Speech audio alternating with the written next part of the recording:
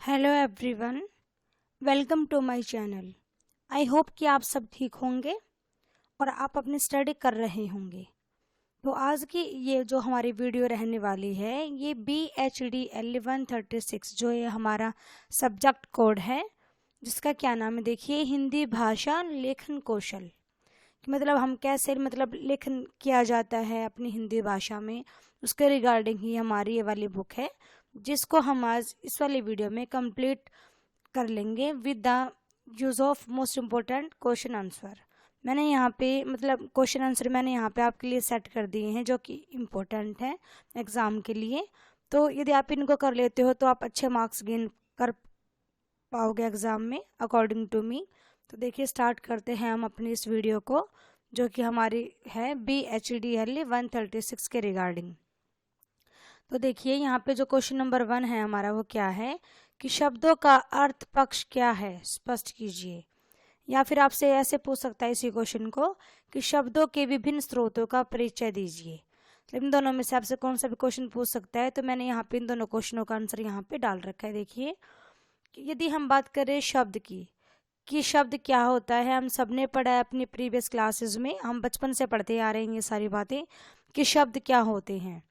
कि साधारण शब्दों में वर्णों का जो एक सार्थक समूह होता है उसको ही शब्द कहा जाता है। मतलब कि जब कुछ वर्ण जुड़कर एक ऐसी संरचना बनाते हैं जो कि हमको मीनिंग देता है, जो हमको अर्थ देता है, तो उसे ही हम शब्द कहते हैं, उसे ही हम वर्ड कहते हैं। जैसे कि ये वर्ड देखिए, राम, फल, पुस्तक, सुंदर, काला आदि, ये सारे जो वर्ड हैं ये सारे शब्द हैं। इसके अलावा देखिए क्या कह रहे हैं यहाँ पे कि यह शब्द ही आगे प्रत्यय, उपसर्ग, विभक्ति आदि के योग से नए शब्दों का निर्माण करते चले जाते हैं। इसके लिए आप इसको भी देख सकते हो, मैंने यहाँ पे शब्द की डेफिनेशन डाल रखी है यहाँ पे, इसको भी आराम से आप देख सकते हो। इसके अलावा देखिए, हिंदी भाषा में शब्दों का जो वर्गीकरण किया गया है वो इन 4 आधार पे किया गया है।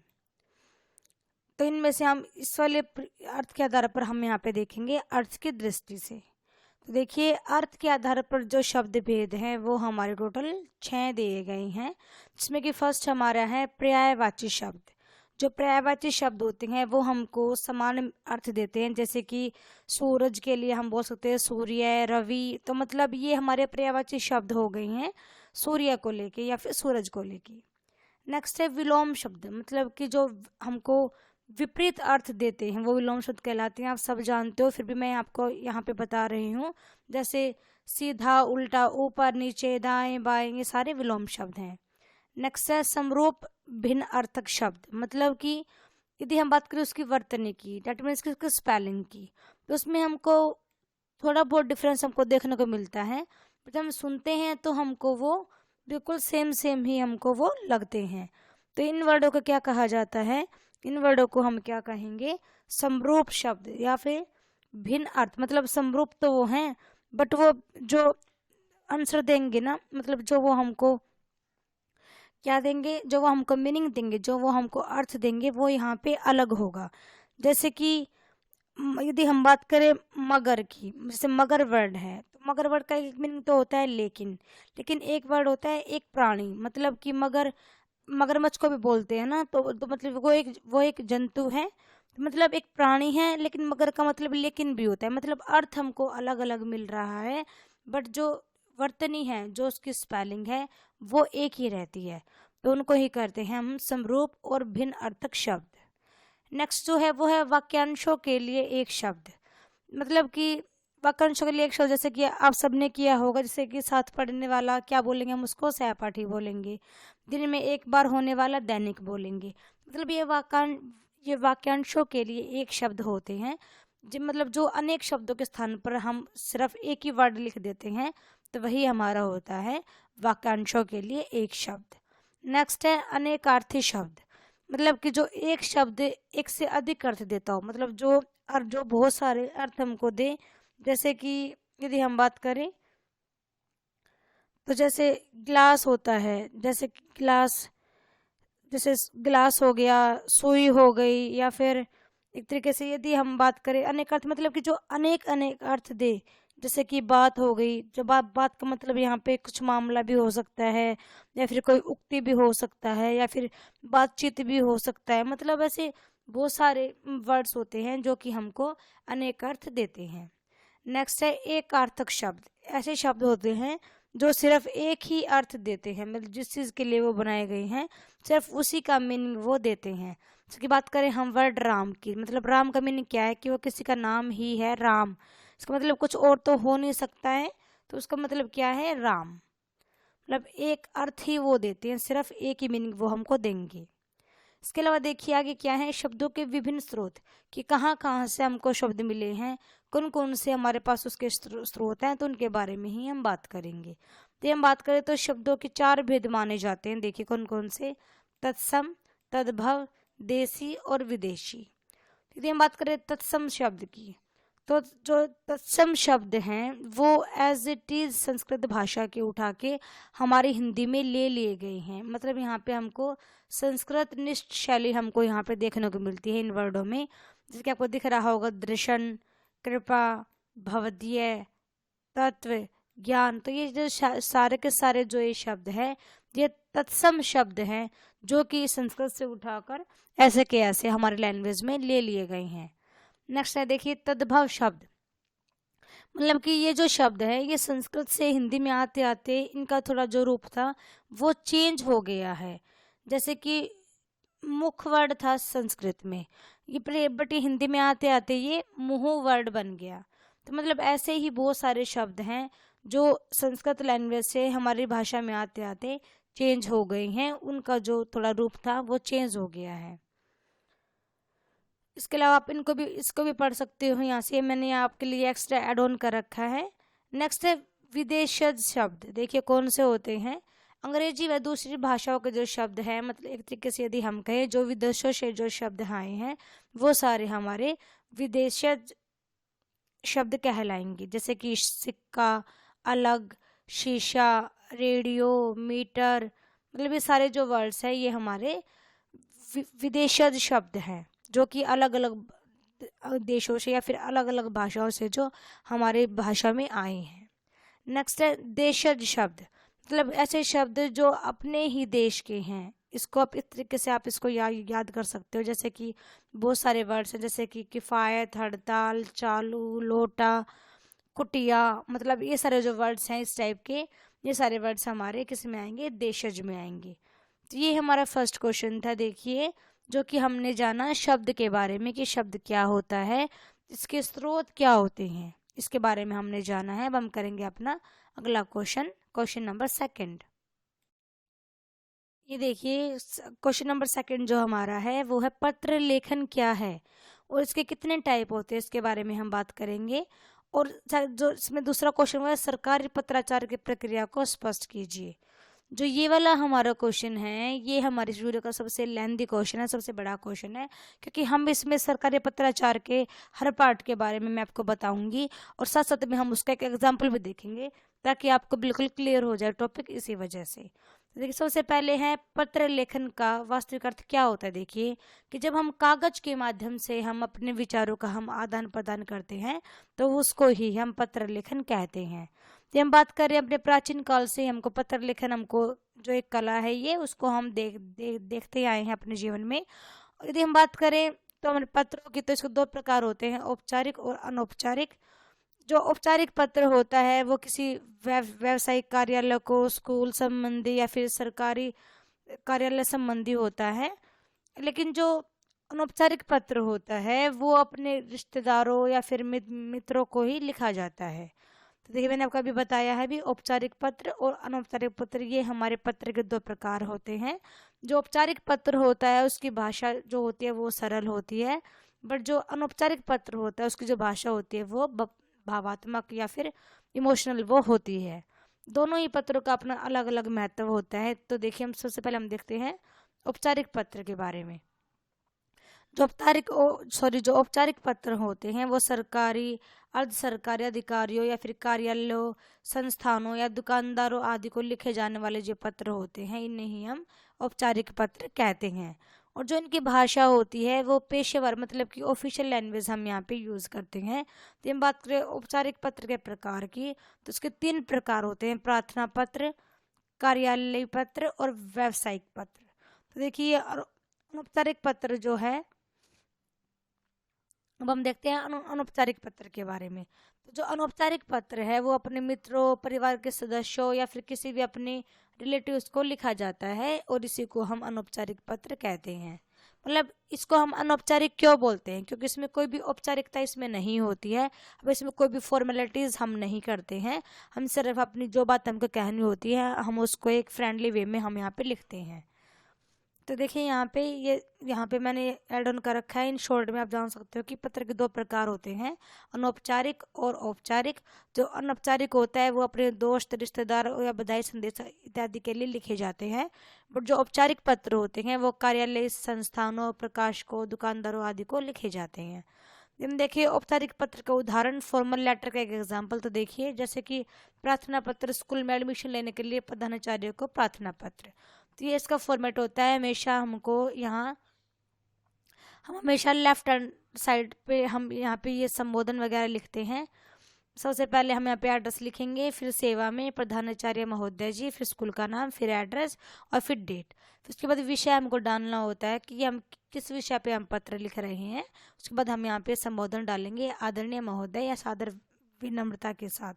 फिर हम अपना कंटेंट लिखना स्टार्ट करते हैं। ये हमारा 2 पैराग्राफ में कंप्लीट हो जाता है और लास्ट में फिर हम यहाँ पे इसको फिनिश कर देते हैं संबोधन आदि का यूज़ करके। जैसे कि धन्यवाद हो गया, यहाँ पे स्पेलिंग गलत हो गई धन्यवाद की, इसको आप देख लेना एक बार। फिर आगे है हम डालते हैं आपके आज्ञाकारी शिष्य या फिर शिष्या, फिर नाम डाल देते हैं। ये है हमारा औपचारिक पत्र जो मैंने आपको अभी दिखाया है, आप सबने लिखा होगा, फिर भी मैंने आपको यहाँ पे करा दिया है। सेकंड है अनौपचारिक पत्र का प्रारूप, कि कैसा होता है, इनफॉर्मल लेटर। तो देखिए अपनी पढ़ाई के संबंध में अपने पिता को जानकारी देनी हो तो ये पत्र है। एक बच्चा है वो अपने फादर को यहाँ पे जानकारी देना चाहता है अपनी स्टडी से रिगार्डिंग। तो देखिए यहाँ पे इसमें पहले एड्रेस डाला जाता है पूरा, फिर यहाँ पे डेट लिखते हैं, मतलब इसमें और कुछ यहाँ पे नहीं लिखा जाएगा। उसके अलावा फिर यहाँ पे लिखेंगे पूज्य पिताजी, मतलब सादर चरण स्पर्श करेंगे, मतलब यहाँ पे हम अपने हल्के फुल्के फॉर्मेलिटीज के आप ठीक होंगे, घर वाले सब ठीक होंगे, इस टाइप से सब लिखते हैं। उसके बाद फिर इसको यहाँ पे हम धीरे धीरे करके इसको फिनिश कर देते हैं। जो बात कहनी होती है हम उसको कह देते हैं। फिर लास्ट में मतलब स्वास्थ्य की कामना करते हैं या फिर प्रणाम वगैरह डाल देते हैं और एंड में मतलब संबोधन हम ऐसे डाल के इसको फिनिश कर देते हैं। तो ये हमारा था अनौपचारिक पत्र का फॉर्मेट। तो देखिए यहाँ पे हमने जाना कि पत्र क्या होता है और पत्र के प्रकार क्या होते हैं, तो मैंने आपको यही बताया है और साथ ही मैंने आपको यहाँ पे इसका फॉर्मेट भी बता दिया है कि कैसे हम लिखते हैं औपचारिक पत्र को और अनौपचारिक पत्र को। तो देखिए आप जो इसमें नेक्स्ट जो क्वेश्चन था वो था हमारे सरकारी पत्राचार की प्रक्रिया, कि क्या होता है सरकारी पत्राचार। तो देखिए पत्र लेखन हिंदी का जो है वो महत्वपूर्ण विधा है। तो पत्र कई तरह के होते हैं जिनमें सरकारी पत्र का अपना एक अलग से स्थान होता है। सरकारी पत्र क्या होते हैं कि जो किसी विविध सरकारी अधिकारियों के बीच में या फिर सरकारी काम के लिए किसी भी व्यक्ति को या किसी भी व्यावसायिक जो फर्म होती है उनको लिखे जाते हैं। तो देखिए सरकारी पत्रों के कुछ प्रकार होते हैं, जिसमें फर्स्ट है सरकारी पत्र, अर्ध सरकारी पत्र, ज्ञापन, परिपत्र, प्रतिष्ठांकन, स्मृति पत्र, अधिसूचना, घोषणा, प्रस्ताव या संकल्प, मतलब ये सारे जो ये हमारे हैं, मैंने यहाँ पे टोटल 15 ऐड ऑन किए हैं आप सबके लिए। तो इनमें से कोई भी आपसे एग्जाम में पूछ सकते हैं कि सरकारी पत्र क्या होता है, इसका नमूना बना के दिखाइए, या फिर वो आपको टॉपिक दे देगा कि आपको इस टॉपिक पे आपको सरकारी पत्र लिख के दिखाइए। तो मतलब इस तरह से वो आपको कोई भी टॉपिक उठा के दे सकता है इनमें से। तो देखिए यहाँ पे जो फर्स्ट है वो सरकारी पत्र का प्रारूप है। तो देखिए ऐसे लिखा जाता है जो सरकारी पत्र होता है वो, जैसे कि यहाँ पे पहले तो मतलब जो डिपार्टमेंट है उसका नाम डालेंगे, फिर एड्रेस डालेंगे, फिर यहाँ पे ये डायरी नंबर होता है जो कि लिखना होता है कि मतलब किस टाइम पे हमने लेटर लिखा है, डेट क्या है, फिर हम किसको लिख रहे हैं, फिर हम वो चीज़ लिखते हैं। फिर हम यहाँ पे विषय डालेंगे कि विषय क्या है, फिर यहाँ पे संदर्भ, मतलब किस संदर्भ में लिखा जा रहा है, उसके बाद यहाँ से स्टार्ट कर देते हैं अपना कंटेंट लिखना। फिर लास्ट में इसको ऐसे करके हम फिनिश कर देते हैं। तो ये फॉर्मेट है सरकारी पत्र का ये प्रारूप था जो मैंने आपको भी बताया। तो आपसे वो एग्जामिनर आपसे आपको मतलब कंटेंट दे देगा कि आपको इस टॉपिक पे लिखना है, तो आपको यहाँ पे वो उसी को ऐड ऑन करना होगा और उसी के अकॉर्डिंग आपको यहाँ पे सब कुछ ये सेट करना होगा। सेकंड है यहाँ पे अर्ध सरकारी पत्र। देखिए जो अर्ध सरकारी पत्र होता है वो सरकारी पत्र का ही एक भाग होता है और इसका प्रयोग भी जो हम करते हैं वो सरकारी कामकाज के लिए ही करते हैं, पर जिसका प्रयोग होता है वो बहुत ही कम मतलब किया जाता है सरकारी पत्र के कंपैरिजन में। हम इसको मतलब कुछ स्पेशल कंडीशंस में ही इसको भेजा जाता है, जब हमको किसी को कुछ तुरंत याद दिलाना हो किसी भी अधिकारी को तो हम इसका यूज करते हैं।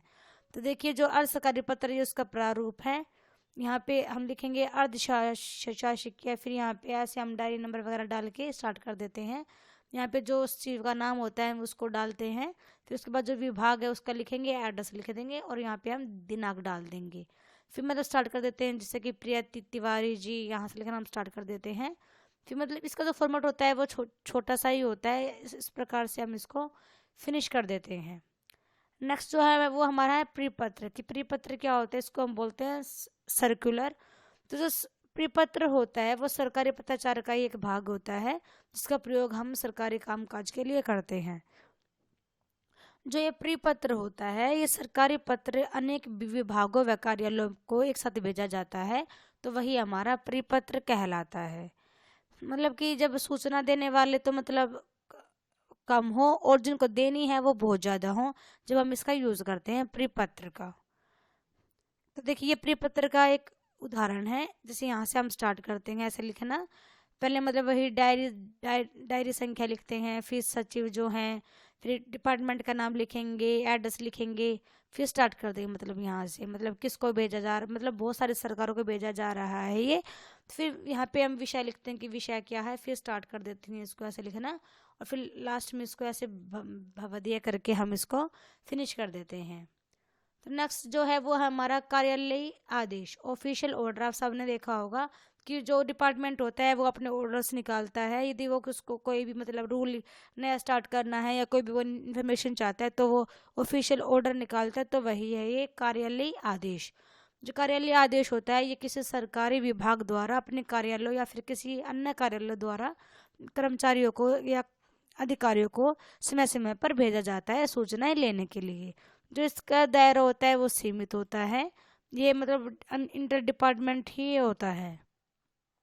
उसका देखिए ये हमको क्या क्या सूचनाएं देता है, नियमों की जानकारी देता है या फिर जो नए पदों पर आए उनके बारे में जानकारी देता है। मतलब ऐसे बहुत सारे काम जो ऑफिशियल ऑर्डर है वो हम उसके थ्रू हमको पता चलते हैं।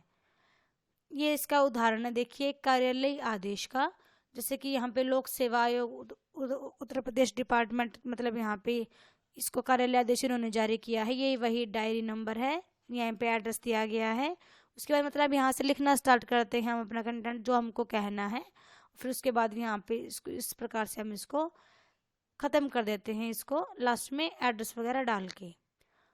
तो इसके बाद जो हमारा है वो देखिए यहाँ पे कार्यालय आदेश का मैंने यहाँ पे एक और यहाँ पे ऐड किया है आप सबके लिए, ताकि आपको अच्छे से क्लियर हो जाए कि कैसे मतलब कार्यालय जो आदेश ऑफिशियल ऑर्डर है वो डाला जाता है।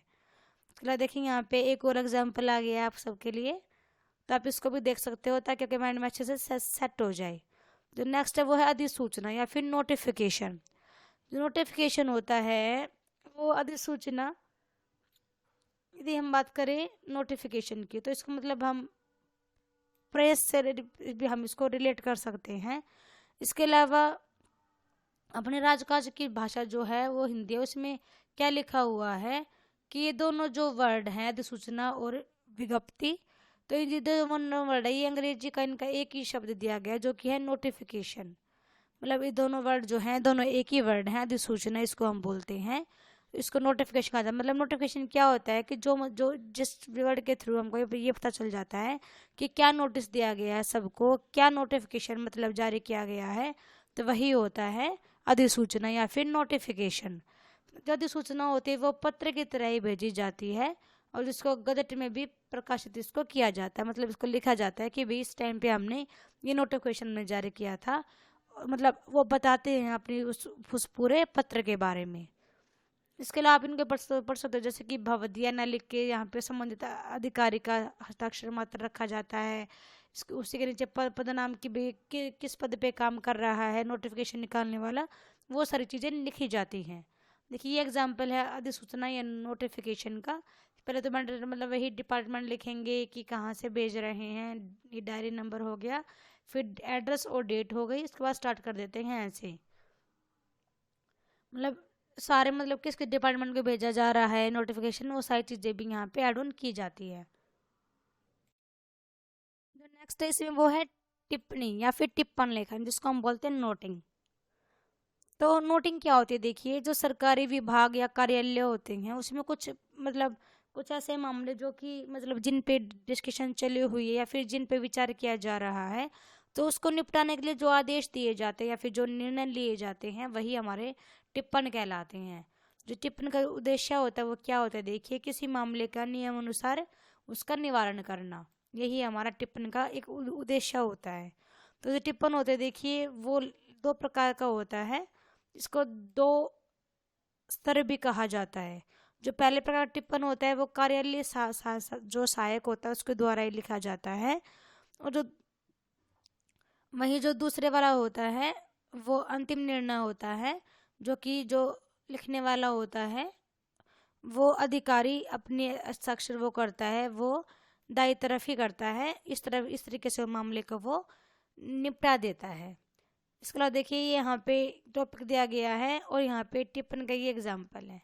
देखिए इस तरीके से टिप्पण लिखना होता है, मतलब इस साइड बातें लिखते हैं, इस साइड हम मतलब यहाँ पे ये डालते हैं, मतलब कि हस्ताक्षर वगैरह, पद क्या है, डेट वगैरह, ये सारी हम यहाँ पे डालते हैं। तो इसको आप देख सकते हो।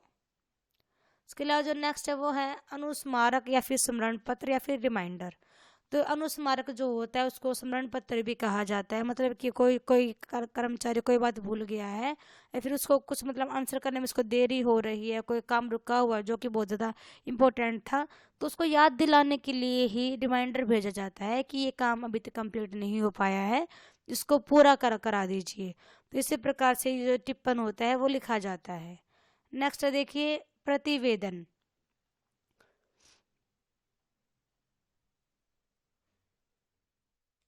नेक्स्ट है ज्ञापन या फिर इसको हम शॉर्ट में मेमो बोलते हैं। तो जो मेमो होता है ये एक औपचारिक पत्राचार होता है, जो कि सरकारी मतलब जो कार्यालय मंत्रालय फिर विभाग होते हैं वो आपस में सूचना को मतलब आदान प्रदान करने के लिए यूज़ करते हैं। तो यही हमारा, इसको हम मेमो बोलते हैं। इसमें जो सरकार होती है वो आपस में कई तरह की सूचना का वो लेन देन करती हैं और अच्छे से पूछताछ मतलब कुछ बात बतानी हो तो इसके थ्रू ही वो बताते हैं। तो देखिए जिसका प्रयोग है वो किन स्थिति में किया जाता है कि कर्मचारियों से प्राप्त प्रार्थना पत्रों के लिए आवेदनों का उत्तर लेने हेतु इसका प्रयोग किया जाता है। इसके अलावा विभागों से जितने भी पत्र प्राप्त हुए हैं उनको सूचना देने के लिए भी हम इसका यूज़ करते हैं। इसके अलावा नियम या निर्देश पर चर्चा करने के लिए भी हम इसका यूज़ करते हैं। इसके अलावा जो इसकी भाषा होती है वो आदेशात्मक नहीं होती है। जो ज्ञापन का प्रयोग है वो सरकारी विभागों के बीच में ही होता है, जो एक दूसरे के बिल्कुल वो समकक्ष होते हैं उनके बीच में होता है। देखिए ये इसका एग्जाम्पल है, यही डिपार्टमेंट लिखेंगे, डायरी नंबर, दिनांक, कार्यालय, ज्ञापन। टॉपिक क्या है, उत्पादों पर राज्य भाषा हिंदी का प्रयोग। मतलब ये यहाँ पे हम बात लिखी जाती है सिंपल वे में। तो इस प्रकार से जो है ये फिर हमारे ख़त्म हो जाता है। लास्ट में हस्ताक्षर वगैरह, पद क्या है, सचिव क्या है, डिपार्टमेंट क्या है, मतलब सारी चीज़ें ये सब लिखा जाता है। नेक्स्ट है यहाँ पे टेबुलर फॉर्म, मतलब कि सारणी संक्षेपण। तो हम कहें तो मतलब जो हमारा टॉपिक होता है उसको टेबल फॉर्म में लिखा जाता है, सारणी के रूप में लिखा जाता है अपने टॉपिक्स को। तो वही है यहाँ पे ये सारणी संक्षेपण। तो देखिए उसमें 6 कॉलम्स होते हैं, क्रमांक, पत्र संख्या, दिनांक, प्रेषक, पाने वाला और विषय वस्तु। तो इसके अकॉर्डिंग ही हमारा सारणी का जो रूप है वो लिखा जाता है। देखिए इसके अकॉर्डिंग मतलब कि जो मेन टॉपिक है उसको हम इस तरीके से भी लिख सकते हैं कि यदि टॉपिक बड़ा है तो। इसके अलावा मतलब टॉपिक हमारा ये था, इसको हम लिखेंगे ऐसे। देखिए इस प्रकार से हमको ये लिखना होता है। ये कार्यव्रत का एग्जाम्पल है जो कि हमारा ऊपर रह गया था। तो ये इसको भी आप यहाँ से देख सकते हो कि कार्यव्रत को कैसे लिखा जाता है। तो यहाँ पे हमारा क्वेश्चन नंबर 2 पूरा हो जाता है। जो ये क्वेश्चन नंबर 2 था, ये सबसे बड़ा क्वेश्चन था और इसे मैंने आपको बहुत सारे टॉपिक कराए हैं, जो साथ ही मैंने आपको उसका एग्जाम्पल से बताए हैं, ताकि आपको क्लियर हो जाए कि इसको कैसे लिखते हैं और कैसे इसका फॉर्मेट होता है और किस तरीके से हमको इसको लिखना चाहिए। तो इस वाले क्वेश्चन में मैंने आपको बहुत सारे टॉपिक्स क्लियर कराए हैं। आई होप कि आपको समझ में आए होंगे। तो जैसे कि यहाँ पे मैंने आपको अभी ये प्रतिवेदन भी कराया था, फिर हमने रिमाइंडर किया, फिर उससे पहले हमने यहाँ पे ये देखिए नोटिंग की थी, मतलब मेमो किया था, अधिसूचना, मतलब बहुत सारे टॉपिक्स हमने यहाँ पे किए इस वाले क्वेश्चन में। तो आई होप कि आपको समझ में आ गया होगा ये वाले क्वेश्चन। इससे पहले हमने पत्र के भेद भी जाने थे कि पत्र कौन कौन सा होता है, ऑफिशियल ऑर्डर क्या होते हैं। तो मतलब हमने यहाँ पे टोटल मिला के मतलब बहुत सारे टॉपिक्स कर लिए हैं। सर्कुलर भी किया हमने इसमें। तो मतलब मैं आपको दोबारा से दिखा रही हूँ कि कौन कौन से टॉपिक हमने किए हैं। यहाँ पे हमने अर्ध सरकारी पत्र पे किया था, सरकारी पत्र पे किया था। इसके अलावा हमने जाना कि सरकारी पत्राचार क्या होता है और पत्र के कौन कौन से भाग होते हैं, औपचारिक और अनौपचारिक पत्र, इसके 2 भाग होते हैं, जो कि मैंने यहाँ पे आपको इसका एग्जाम्पल्स भी दिखाए थे। तो ये हमारा क्वेश्चन नंबर 2 था जो कि हमने यहाँ पे पूरा कर लिया है अपना। हम करेंगे अपना क्वेश्चन नंबर 3। देखिए जो क्वेश्चन नंबर 3 है हमारा, वो है समाचार लेखन। कि जो समाचार लेखन, जो न्यूज़ राइटिंग की जो प्रोसेस होती है वो क्या होती है, और संपादकीय लेखन से आप क्या समझते हो, एग्जाम्पल के साथ हमको ये बात बतानी है। तो देखिए समाचार लेखन का अर्थ क्या होता है कि जो समाचार लेख है वो एक कला होती है। यदि हम बात करें पत्रकारिता जगत में, तो समाचार को कथा स्टोरी या न्यूज़ स्टोरी भी इसको कहा जाता है। ये न्यूज़ स्टोरी होगी, न्यूज़ स्टोरी नहीं। इसमें तथ्य, रोचकता, जानकारी, कौतूहल, विचार तत्व आदि का ये सामंजस्य होता है जो समाचार लेखन होता है वो। इसमें विविध विषयों, क्षेत्रों, स्थानों की सूचना व गतिविधियों के बारे में कम से कम शब्दों में और बहुत ही अच्छे ढंग से लिखा जाता है, ताकि जो पाठक हैं, जो रीडर है, उन तक जो समाचार है वो अच्छे, मतलब अच्छे ढंग से पहुंच जाए और उनको अच्छे से समझ में आ जाए। तो यही होता है समाचार लेखन। तो समाचार लेखन, मतलब समाचार लेखन में कुशलता होनी चाहिए। जो समाचार लिखने वाला है उसको उसको अच्छे से लिखना आना चाहिए कि समाचार हम कैसे, मतलब अपनी जो हमारी जनता है उस तक पहुंचाएं। तो समाचार लेखन की जो प्रक्रिया होती है वो इस प्रकार है। हम सबको पता है कि जो समाचार है वो कितने इम्पोर्टेंट है। इसके थ्रू ही हमको घर बैठे देश विदेश की सारी हमको खबरें मिल जाती हैं अपने घर में बैठे ही। यदि हम बात करें समाचार लेखन के लिए कुछ सिद्धांत, तो देखिए कौन कौन से हैं। शुद्धता है, कि मतलब प्योरिटी होनी चाहिए बिल्कुल, मतलब ये नहीं कि भी मिर्च मसाला डाल के हम बताएं, नहीं, जो बात है उसी को उसी के तरीके से बतानी चाहिए। लेकिन आज के टाइम में ऐसा कुछ नहीं है, आप सबको पता है इस बात का, आप भी न्यूज़ देखते होंगे। नेक्स्ट है वस्तुपरकता, मतलब कि जो बात कहनी है सिर्फ उसी टॉपिक पे बात करें, इधर उधर की बातें ना करें। नेक्स्ट है निष्पक्षता, मतलब किसी का भी बिना फेवर लिए बिल्कुल स्टिक बात बिल्कुल करें, संतुलन बनाए रखें। और नेक्स्ट है स्रोत, कि मतलब स्रोत जहाँ से हमको टॉपिक मिल रहा है या फिर जहाँ से हमको वो न्यूज़ मिल रही है वो बिल्कुल क्लियर होनी चाहिए, बिल्कुल साफ होनी चाहिए। इसके अलावा यदि हम समाचार लिखते समय हमको शीर्षक जो हमारा होता है वो हमेशा आकर्षित होना चाहिए, अट्रैक्टिव होना चाहिए, ताकि जो रीडर है वो पढ़ने के लिए अट्रैक्ट हो। नेक्स्ट है समाचार का ढांचा, जो समाचार का जो फॉर्मेट है उसमें जो हमारे तथ्य हैं या फिर जो हमारे कंसेप्ट है उनको हमको एक क्रम, मतलब एक सीक्वेंस में हमको लिखना चाहिए, नहीं कि कोई जो बात स्टार्टिंग में बतानी है उसको हम लास्ट में बता रहे हैं, तो ऐसा नहीं होना चाहिए। और यहाँ पे मतलब वर्ड्स लिमिट दे रखी है, जो जो हमारा समाचार का जो एक पैरा है वो कम से कम मतलब 150 वर्ड उसमें होने चाहिए, और ज़्यादा से ज़्यादा जो वर्ड हैं वो 400 शब्द हम लिखने चाहिए हमको समाचार लिखने के टाइम में। यदि हम बात करें आमुख में, मतलब जो मेन टॉपिक यदि हम लिख रहे हैं उसको हम आमुख बोलते हैं, मतलब कि मेन बॉडी यदि हम बोले तो इसमें हम 5 W की बात की जाती है, जैसे कि who, when, where, what and how. मतलब जो पढ़ने वाला है उसके मन में 5 सवाल उठते हैं कि कौन, कहाँ, कब, क्या हुआ, कैसे हुआ।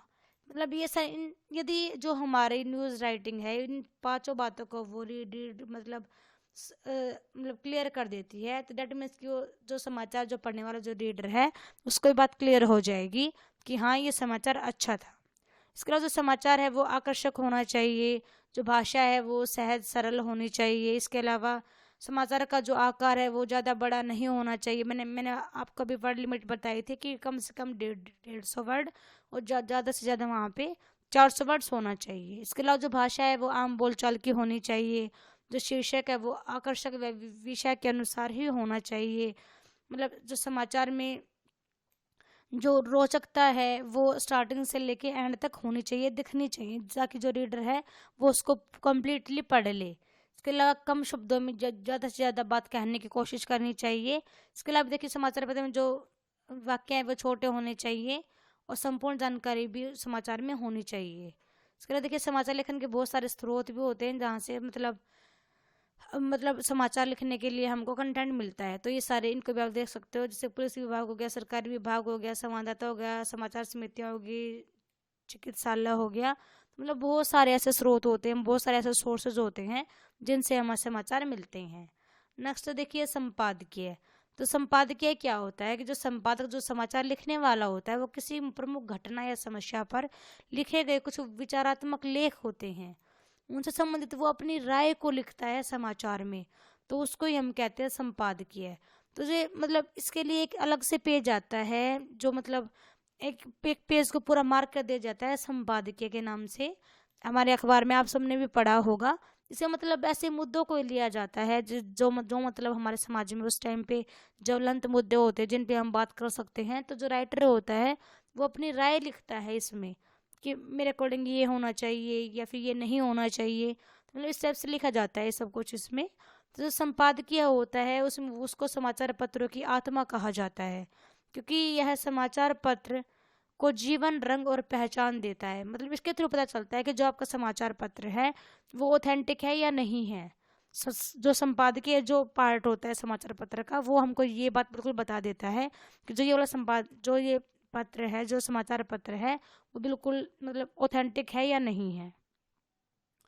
इसके अलावा देखिए संपादकीय लेखन यदि हम बात करें तो ये बहुत ही इम्पोर्टेंट मतलब ये टॉपिक होता है और ये महत्वपूर्ण मुद्दों पर ये बात करता है जिनके बारे में हमको पता नहीं है उसके बारे में ये हमको बता देता है। इसके अलावा जो संपादकीय लेखन है ये एक बहुत मतलब अच्छी कला होती है जिसके लिए सैद्धांतिक व व्यवहारिक दस्तावेजों की भी हमको ज़रूरत पड़ती है, क्योंकि यहाँ पे हमको बहुत सारे सिद्धांतों का पालन करते हुए लिखना पड़ता है। जो लिखने वाला है उसको, जो संपादकीय लेखक है उसको बहुत ही ध्यान से और बहुत ही मतलब जागरूकता से लिखना पड़ता है। तो ये देखिए यहाँ पे एक एग्जाम्पल है संपादकीय का या संपादकीय लेखन का। तो देखिए जैसे कि साहित्य का नोबेल विस्थापन के अमिट दर्द का शब्द चित्र। तो मतलब ये लिखा है, देखिए ये विमलेश शर्मा है लेखक और शिक्षाविद, तो इन्होंने लिखा है यहाँ पे। तो आप इसको पढ़ सकते हो। मतलब देखिए वर्ड लिमिट वही है 150 से 400 तक। तो इन बिटवीन मतलब अपनी पूरी बात को यहाँ पे ये कह देते हैं जो ये कहना चाहते हैं। तो यही होता है संपादकीय। तो देखिए जिसके बाद जो हमारा नेक्स्ट क्वेश्चन है वो है अनुवाद। कि अनुवाद क्या होता है, अनुवाद की प्रक्रिया में अर्थग्रहण क्या होता है, और जो अनुवादक होता है उसकी आवश्यक उसके व्यवहारिक ज्ञान क्या है या फिर उसमें क्या कुछ उसमें गुण होना चाहिए, और अनुवाद में वाक्य बोध और रचना बोध क्या होता है। तो मतलब एक जो एग्जामिनर आपसे इस तरह 3 तरीके से क्वेश्चन पूछ सकता है, तो आंसर आपका एक ही होगा। मैं आपको बताती हूँ। देखिए तो अनुवाद आप सबको पता है कि ट्रांसलेशन होता है, मतलब जब एक भाषा से हम दूसरी भाषा में उसको ट्रांसफ़र कर देते हैं, मतलब उसको उसका रूप हम परिवर्तित कर देते हैं, तो उसको ही हम अनुवाद कहते हैं। जो अनुवाद होता है वो एक वास्तविक प्रक्रिया होती है जिसमें जो अभ्यास है उसका बहुत बड़ा महत्व होता है। क्योंकि अनुवादक मतलब अनुवाद कर रहा है तो उसका मतलब क्या है कि जो एक भाषा मतलब जो एक भाषा का अर्थ दूसरी भाषा में यदि एज चला जाता है तो दैट मीन्स कि आपका अनुवाद सफल हुआ है। यदि ऐसा नहीं हो पाता है तो आप एक अच्छे अनुवादक नहीं हो। इसके अलावा देखिए यदि हम बात करें यहाँ पे मतलब मूल भाषा की और अनुवाद कर रहे हैं और लक्ष्य भाषा की। मतलब कि मूल भाषा क्या कि जैसे कि हिंदी से आपको इंग्लिश में लेके जाना है, कोई भी टॉपिक है आपका, आपको उसको अनुवाद करना है। तो उससे पहले आपको ये बात जाननी चाहिए कि हमारी मूल भाषा क्या है और हमारी लक्ष्य भाषा क्या है। तो जो हमारी मूल भाषा, जैसे मैंने यहाँ पे हिंदी बता रही हूँ आपको, और जो हमारी लक्ष्य भाषा है वो मैंने यहाँ पे आपको इंग्लिश बताई है। तो सबसे पहले हम जानना चाहिए हमको कि मूल भाषा का अर्थ क्या है, कि मतलब हमारा संदेश क्या है, उसकी संरचना क्या है, उसकी शैली क्या है, कि मतलब हमने उसको किस शैली में लिखा है। सेकंड, हमको जानना है अपनी लक्ष्य भाषा के बारे में कि उसका क्या मीनिंग है, उसकी संरचना क्या है, उसकी शैली क्या है। फिर हम अपनी लक्ष्य भाषा तक पहुंच जाते हैं। तो एक फॉर्मेट है जिसका यूज़ करके हम अनुवाद कर सकते हैं। यदि हम इसको फुलफिल नहीं कर पाते, हम इसको पूरा नहीं कर पाते हैं, तो मतलब क्या है कि हमारा जो अनुवाद है वो अच्छे से नहीं होगा। तो अनुवाद की जो प्रक्रिया होती है, देखिए वो उसके संदर्भ में विभिन्न जो विद्वानों में कुछ ना कुछ मतभेद बने रहे हैं। तो देखिए यहाँ पे यदि हम बात करें अनुवाद के सीमित स्वरूप व्यापक स्वरूप के बारे में, तो देखिए यहाँ पे तो जो अनुवाद का सीमित स्वरूप है तो उसको दो बातों में बांटा जाता है, कि अनुवाद का सीमित स्वरूप और अनुवाद का व्यापक स्वरूप। तो सीमित स्वरूप की यदि हम बात करें तो उसमें क्या होता है कि दो भाषाओं के मध्य होने वाला जो अर्थ होता है उसको यंत्रण माना जाता है। इसको भी आगे दो भागों में बांटा गया, इसको भी आप देख सकते हो, पाठ्यधर्मी आयाम और प्रभावधर्मी आयाम। तो जो पाठ्यधर्मी आयाम होता है उसमें अनुवाद में स्रोत भाषा पाठ के अंदर में रहता है, जो कि तकनीकी और सूचना प्रदान सामग्रियों पर ये लागू की जाती है। इसके अलावा जो प्रभावधर्मी अनुवाद है उसमें स्रोत भाषा पाठ की संरचना और बनावट की अपेक्षा उस प्रभाव को पकड़ने की कोशिश की जाती है जो कि पाठकों पर पड़ेगा। मतलब यहाँ पे हम बात करेंगे प्रभाव की, जो कि रीडर पे पड़ने वाला है, और यहाँ पे हम बात करेंगे उस पाठ की, जो पाठ लिखा गया उस पर यहाँ पे फोकस रहता है। इसके बाद देखिए नेक्स्ट यहाँ पे अनुवाद का व्यापक स्वरूप की यदि हम बात करें तो देखिए यहाँ पे भी हम अर्थ की बात लेते हैं, बट यहाँ पे 3 भागों में बांटा गया है। अंतःभाषिक अनुवाद, मतलब कि इसको हम एक ही भाषा के अंतर्गत करते हैं, मतलब कि अंतःभाषा मतलब एक ही भाषा के अंदर ये होता है। तो देखिए इस अंतःभाषिक में अनुवाद में हम एक ही भाषा के दो विभिन्न प्रतीकों के मध्य हम इसमें अनुवाद करते हैं। जैसे कि यहाँ पे बताया गया है कि हिंदी के किसी कविता का अनुवाद यदि हम कर रहे हैं, हिंदी गद्य में हमको करना, मतलब कि हम पद का अनुवाद हम गद्य में कर रहे हैं, यही है हमारा अंतःभाषिक अनुवाद। इसके अलावा यहाँ पे मतलब मिस हो गया है जो अंतर्भाषिक है, इसमें क्या होता है कि हम दो भाषाओं में करते हैं, मतलब दो भाषाएं हैं उनमें हम अनुवाद करते हैं। जैसे मैंने बताया था हिंदी से इंग्लिश में कर देते हैं या फिर इंग्लिश से हम हिंदी में कर देते हैं, तो वही हमारा अंतर्भाषिक है। और नेक्स्ट है अंतर प्रतीकात्मक अनुवाद, मतलब कि हम यहाँ पे प्रतीक मतलब सिंबल्स का यूज़ करके मतलब हम यहाँ पे चेंज करते हैं, मतलब डिफरेंस लेके, मतलब कि भाई इनमें क्या डिफरेंस है, या फिर मतलब हम इस बेस पे हम डिफरेंस का लेके हम वहाँ पे सिंबल्स का यूज़ करके हम वहाँ पे अनुवाद करते हैं। इसके बाद देखिए यदि हम बात करें एक अच्छा अनुवादक के लिए आवश्यक व्यावहारिक ज्ञान की या फिर गुण की, तो देखिए वो क्या होते हैं कि जो अनुवादक, एक अच्छा अनुवादक वो ही व्यक्ति होता है जो स्रोत और लक्ष्य दोनों भाषाओं का जिसको अच्छे से ज्ञान हो।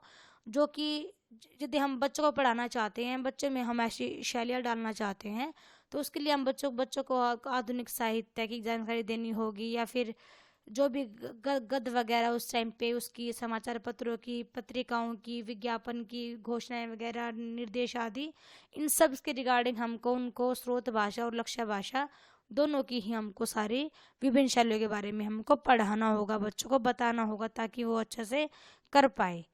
इसके अलावा मतलब जो अंतर्दृष्टि होनी चाहिए जो एक लिखने अनुवादक होता है उसमें उसमें हर चीज़ ये होनी चाहिए। इसके अलावा उसमें लेखन कौशल होना चाहिए, दोनों भाषाओं का वो ज्ञाता होना चाहिए।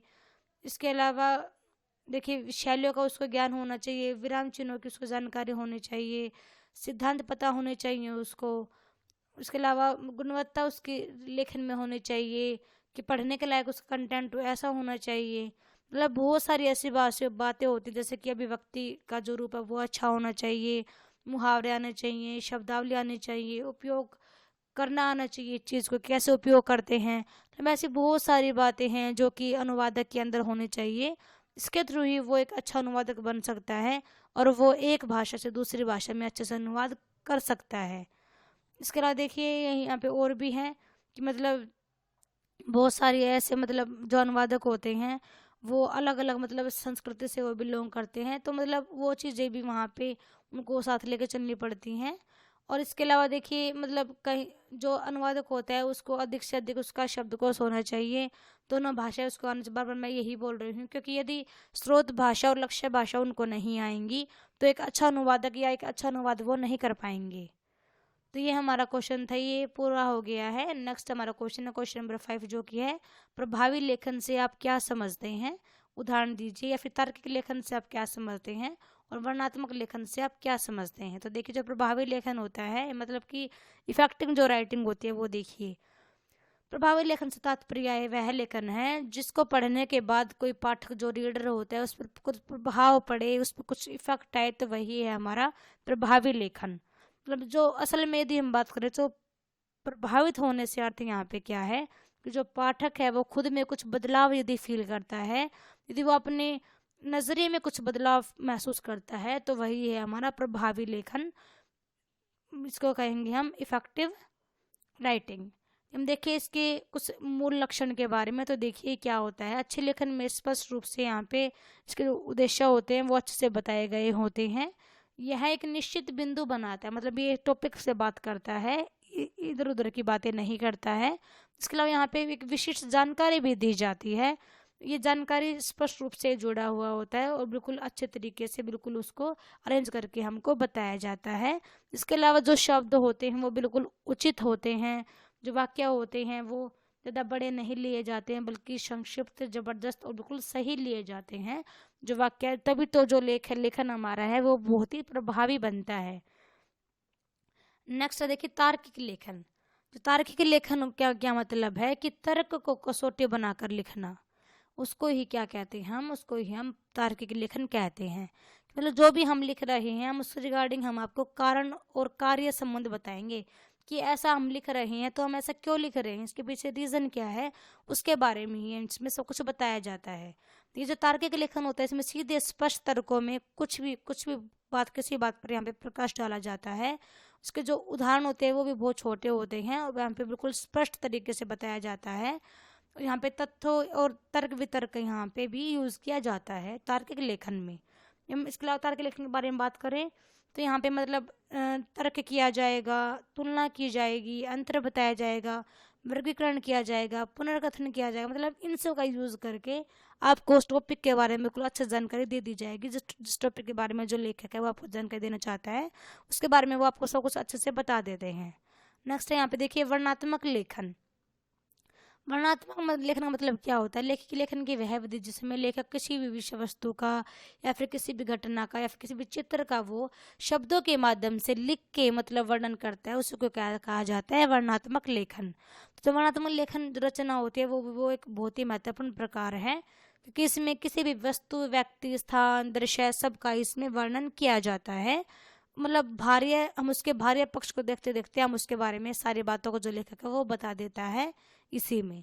इसके अलावा देखिए यदि हम बात करें मतलब जो वर्णनात्मक भी होते हैं, विचारात्मक भी होते हैं और ये विवरणात्मक भी होते हैं। मतलब लेखन जो होता है वो इन 3 टाइप का होता है। इसके अलावा जो हमारा नेक्स्ट क्वेश्चन है वो देखिए, वो है कोई रचना करते समय लेखक को किन बातों का ध्यान रखना चाहिए या फिर जो रचना उसकी तैयारी किस प्रकार की जाती है। तो देखिए जो रचना होती है उसको हम बोलते हैं कंपोजिशन, इसको ही हम हिंदी में रचना बोलते हैं। तो इसमें क्या होता है कि जो हमारी लैंग्वेज की यदि हम बात करें तो इसमें जो बहुत सारे भाव विचार हैं उनको मतलब इस तरीके से संवार दिया जाता है या इस तरीके से उसको लिख दिया जाता है जो पढ़ने वाला है उसको बिल्कुल कलात्मक ही लगता है, उसको बिल्कुल मतलब बहुत अच्छा उसको लगता है। विचारों को क्रमबद्ध करके शब्द समूह में व्यक्त किया जाता है। इसके अलावा यहाँ पे आत्म अभिव्यक्ति भी की जाती है, भाव विचारों की भी यहाँ पे अभिव्यक्ति की जाती है। इसके अलावा कलात्मक ढंग से भी यहाँ पे विचारों को लिखा जाता है, तो उसी को ही हम रचना लेखन या फिर रचनात्मक लेखन कहा जाता है। यदि हम बात करें अच्छे लेखन के लिए क्या जरूरी है, तो देखिए छोटे वाक्य हमको लिखने चाहिए, जटिल वाक्यों की तुलना में हमको यहाँ पे सरल वाक्यों का हमको प्रयोग करना चाहिए। इसके अलावा जो भाषा है वो आम बोलचाल की होनी चाहिए, जो शब्दों का हम प्रयोग करेंगे वो भी बिल्कुल नॉर्मल वर्ड या आम बोलचाल के ही हमको यूज़ करने चाहिए, और जो गैर जरूरी शब्द है उनका प्रयोग से हमको बचना चाहिए, उनका हमको यूज़ नहीं करना चाहिए। इसके अलावा इसके अलावा अच्छा लिखने के लिए अच्छा पढ़ना भी ज़रूरी होता है। जाने माने लेखकों की रचनाएं ध्यान से पढ़ें, मतलब कि जब लिख रहे हो उससे पहले आपको खुद पढ़ना चाहिए कि कैसे लिखा जाता है, आप ये चीज़ सीखिए वहाँ से, उसके बाद ही हमको लिखना चाहिए। इसके अलावा लेखन में विविधता लाने के लिए छोटे वाक्यों के साथ साथ कुछ मध्यम आकार के कुछ बड़े वाक्यों का प्रयोग कर सकते हैं। इसके साथ साथ देखिए हम मुहावरे व लोकोक्तियों का भी हम प्रयोग कर सकते हैं अपने लेखन में रंग भरने के लिए, उसको इफेक्टिव बनाने के लिए। इसके अलावा देखिए अपने लेख को दोबारा जरूर पढ़िए, मतलब जो आप लिख रहे हैं उसको दोबारा से दो बार तो आप पढ़ोगे ही। ये तो बहुत ही मतलब कॉमन सी बात है, आप सबको पता होगी कि हम कुछ लिखते हैं तो एक बार हमको रीचेक जरूर करना चाहिए कि क्या इसमें गलतियां रही हैं, क्या कुछ कुछ कमी तो नहीं रह गई है, कोई कसावट में कोई कमी तो नहीं रह गई है लेखन में। तो ये सारी चीज़ों बात हमको ध्यान रखना चाहिए। इसके अलावा जो आपका उद्देश्य है, जो आप कहना चाहते हो, जो आपका विचार है, उसको ही मतलब अच्छे से आप बताइए, उसको अच्छे से आप व्यक्त कीजिए ताकि दूसरों पर उसका प्रभाव अच्छे से पड़ सके, दूसरे उसको अच्छे से जान सके। इसके अलावा जो एक अच्छा लेखक होता है वो पूरी दुनिया से लेकर अपने आसपास घटने वाली सभी मतलब हर चीज़ों पर वो अपनी गहरी निगाह रखता है, अपनी अपनी वो पैनी नज़र वहाँ पर बनाए रखता है ताकि वो वहाँ से कोई भी टॉपिक अच्छे से ले सके, उसके बारे में बता सके। इसके अलावा जो एक अच्छा लेखक होता है वो तथ्यों को जुटाने और विभिन्न विषयों पर बारीकी से विचार करने का उसमें धैर्य होना चाहिए, उसमें मतलब पेशेंस होना चाहिए कि वो धीरे से बैठ के वो अपने मतलब हर टॉपिक्स पे वो अपने जो उसके विचार हैं या फिर जो उसके तथ्य हैं जो उसको मतलब उस पे वो डीप स्टडी करे, उसके बारे में वो हर चीज़ जाने और अपने तथ्य और विचारों को वो इकट्ठा करे। उसके बाद जो हम बात करें रचना की तैयारी की, तो इसमें 3 टॉपिक होते हैं कि हम प्रारंभ कैसे करेंगे और विषय का हम विस्तार कैसे करेंगे और रचना का अंत कैसे करेंगे। तो हम बात करें, मैं आपको बताऊं यहाँ पे ऐसे के बारे में, निबंध के बारे में, तो अब सबने लिखा है निबंध। तो रचना का प्रारंभ कैसे होता है, मतलब हम स्टार्ट कैसे कर रहे हैं हम अपना निबंध लिखना, फिर हम उसका विस्तार कैसे करेंगे, हम जो मेन टॉपिक है हम उसको आगे कैसे लेके जाएंगे, या फिर हम उसका एंड कैसे करेंगे। 3 टॉपिक इंपॉर्टेंट होते हैं रचना की तैयारी के लिए। तो इसको आप देख लेना एक बार, बुक में अच्छे से दिया गया है इसको डीपली। मैंने यहाँ पे इन शॉर्ट में आपको बता दिया है कि क्या होती है रचना की तैयारी, इसमें हम किन टॉपिक्स पे बात करते हैं, तो ये मैंने आपको बता दिया है।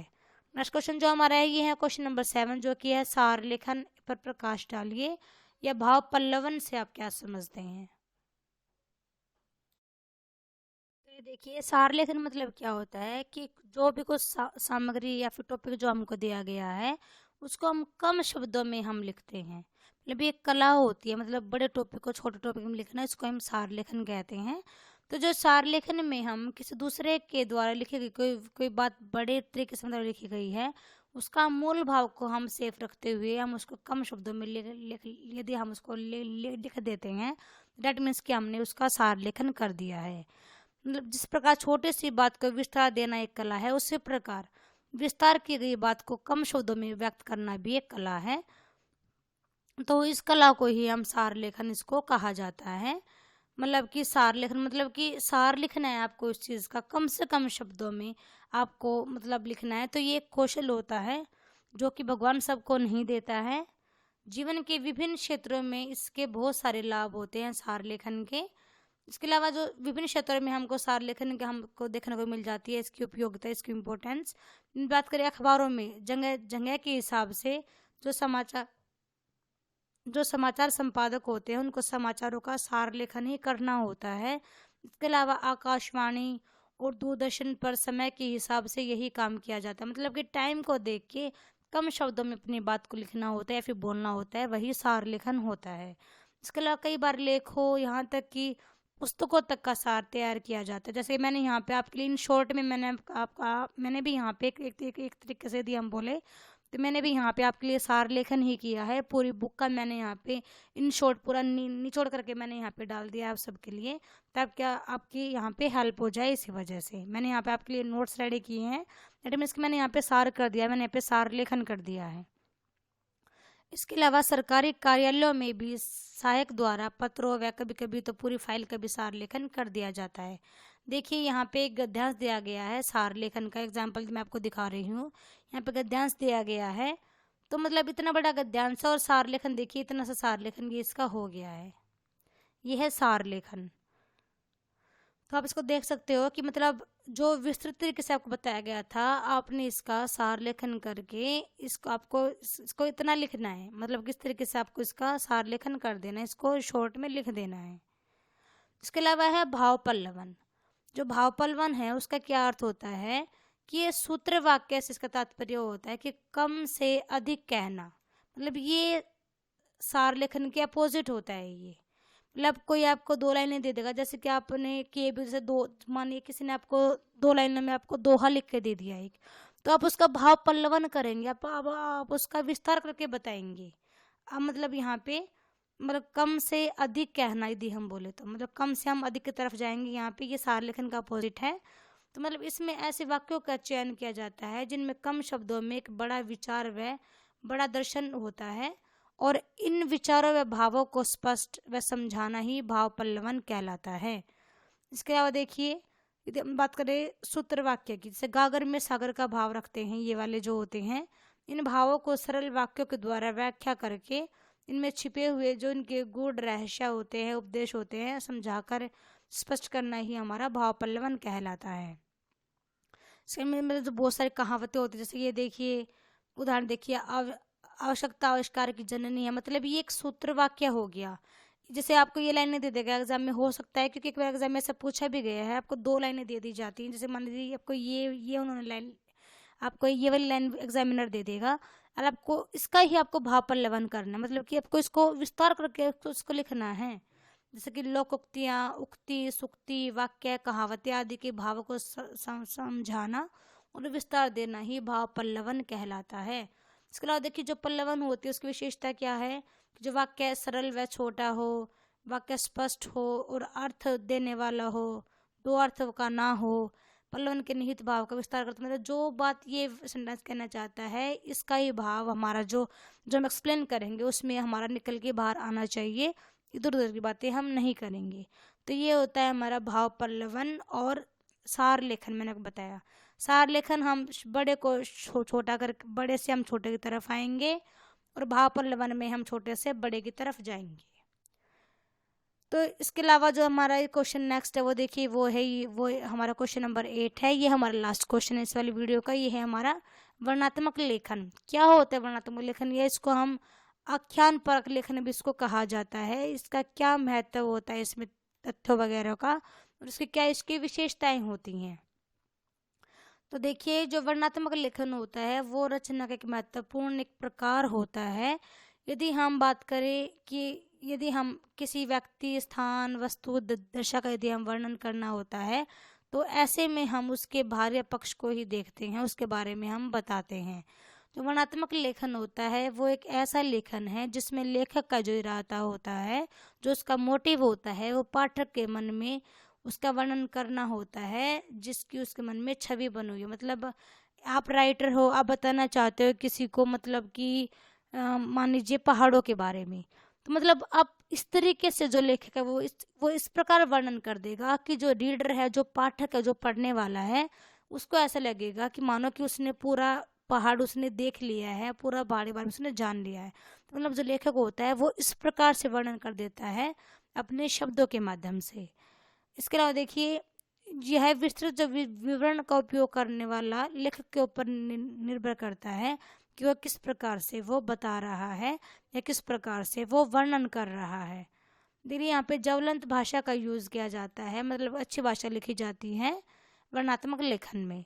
इसके अलावा जो वर्णात्मक निबंध लेखन है उसकी शैली को ये दिखाता है कि किस प्रकार से, मतलब किस शैली का प्रयोग किया जा रहा है वर्णात्मक लेखन करने के लिए।